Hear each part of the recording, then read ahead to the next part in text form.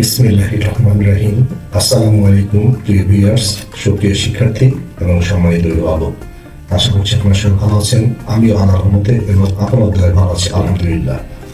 আজকে আমি ক্লাস 6, 7, 8 অথবা প্রাইমারি স্কুলের জন্য একটি প্যারাগ্রাফ লোডশেডিং নিয়ে আলোচনা করব। Electricity is something we all need, whether it's to light up our homes, keep our food fresh, or even do our homework on the computer. But what happens when this essential service is suddenly not available?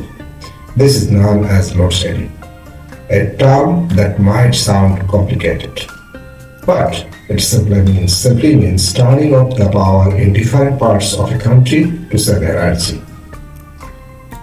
It can be unexpected and quite inconvenient.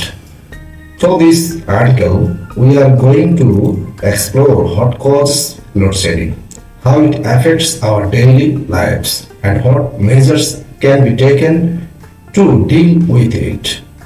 Understanding load shedding is the first step towards finding solutions and adapting to its challenges.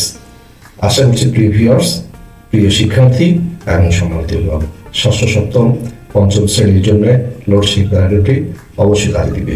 যদি ভিডিওটি ভালো লাগে তাহলে চ্যানেলটি subscribe, ভিডিওটি share, like, positive comment দিয়ে আমার পাশে থাকবে। আগামীতে ইনশাল্লাহ অন্য কোনো ভিডিও নিয়ে তোমাদের সামনে হাজির হব। সে পর্যন্ত সবাই ভালো থাকবে। আল্লাহ হাফেজ।